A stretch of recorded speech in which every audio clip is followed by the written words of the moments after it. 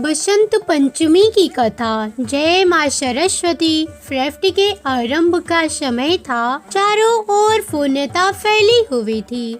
आकाश अनंत था। पृथ्वी स्थिर थी। जल बहता था। वायु चलती थी और अग्नि दहकती थी।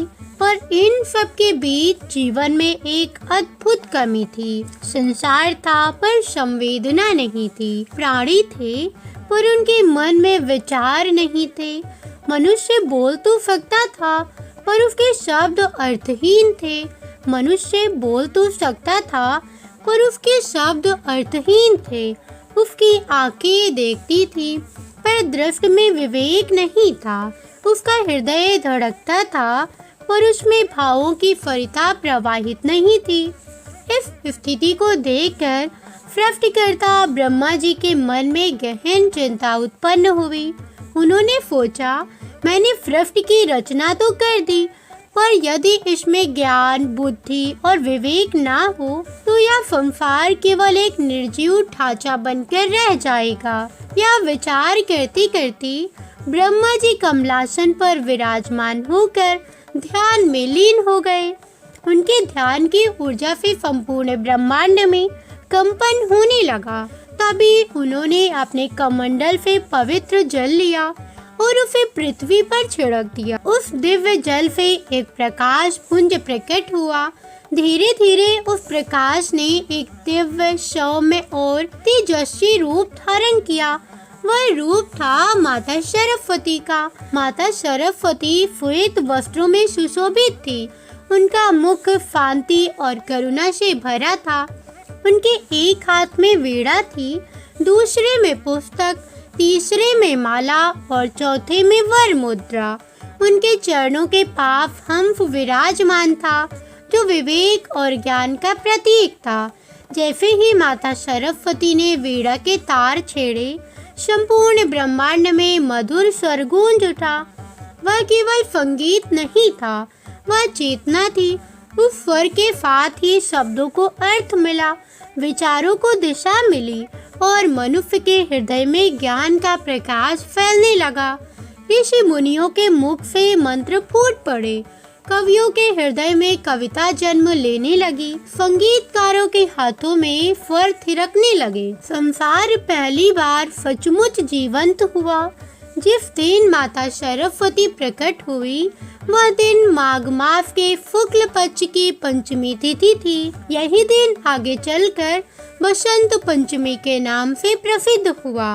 उस समय पृथ्वी पर ऋतुओं का क्रम भी स्थिर होने लगा। शीत ऋतु की कठोरता समाप्त होने लगी और प्रकृति में एक नई स्फूर्ति का संचार हुआ।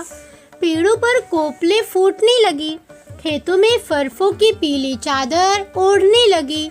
आम के वृक्षों पर बौर छा गए और कोयल की मधुर कूक वातावरण से आनंद भरने लगी। बसंत ऋतु केवल मौसम नहीं था, वह जीवन में उत्साह और आशा का प्रतीक बन गया।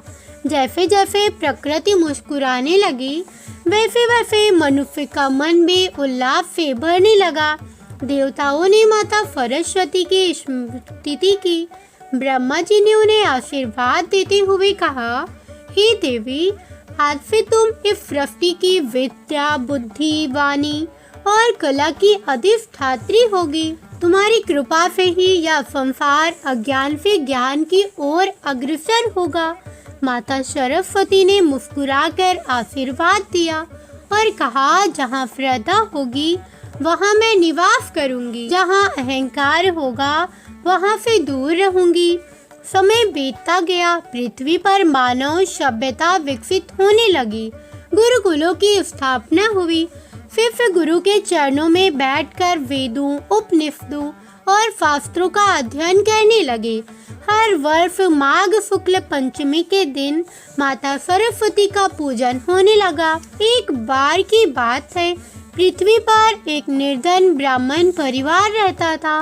उनका पुत्र अत्यंत बुद्धिमान था, पर निर्धनता के कारण वह पढ़ाई नहीं कर पा रहा था।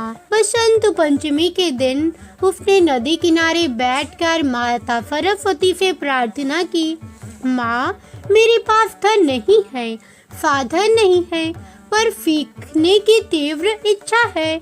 यदि आपकी कृपा हो जाए तो मेरा जीवन सफल हो जाए।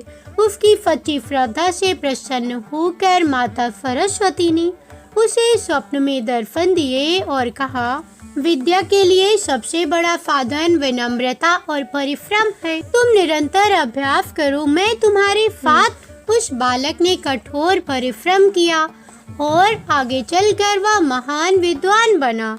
उसकी ख्याति दूर दूर तक फैलने लगी। तब से यह मान्यता बनी कि बसंत पंचमी के दिन की गई सच्ची प्रार्थना कभी निष्फल नहीं जाती।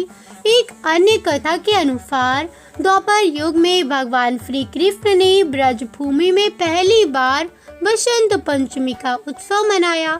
राधा रानी और गोपियों के साथ उन्होंने पीले वस्त्र धारण किए। वृंदावन के वन फूलों से भर गए और प्रेम रस की वर्षा होने लगी। उस दिन प्रेम, सौंदर्य और भक्ति का अद्भुत संगम हुआ। बसंत पंचमी इसलिए भी विशेष मानी गई है क्योंकि यह जीवन में नई शुरुआत का प्रतीक है।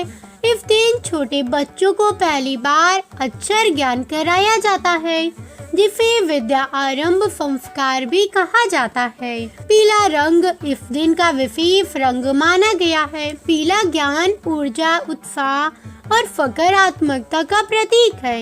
इसलिए लोग पीले वस्त्र पहनते हैं, पीले फूल चढ़ाती हैं और केसरिया भोग अर्पित करती हैं। धीरे धीरे बसंत पंचमी पूरे भारत में विद्या और संस्कृति का पर्व बन गई।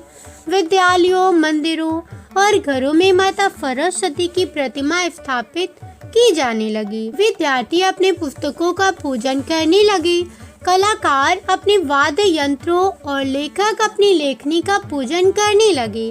बसंत पंचमी का संदेश स्पष्ट है, ज्ञान ही मनुष्य को अंधकार से प्रकाश की ओर ले जाता है। विद्या ही जीवन को सार्थक बनाती है। जो व्यक्ति सच्चे मन से ज्ञान की साधना करता है, माता सरस्वती सदैव उसके साथ रहती हैं। आज भी जब माघ मास की पंचमी आती है, प्रकृति फिर से मुस्कुराती है। हवा में वह बहती बसंत सुगंध फैल जाती है और हर हृदय में नई आशा का संचार होता है। यही बसंत पंचमी का सच्चा अर्थ है। जीवन में ज्ञान, प्रेम और आनंद का आगमन होता है। एक बार फिर से सभी को बसंत पंचमी की शुभकामनाएं। सभी पर माता सरस्वती की कृपा सदा सर्वदा बनी रहे। जय मां सरस्वती।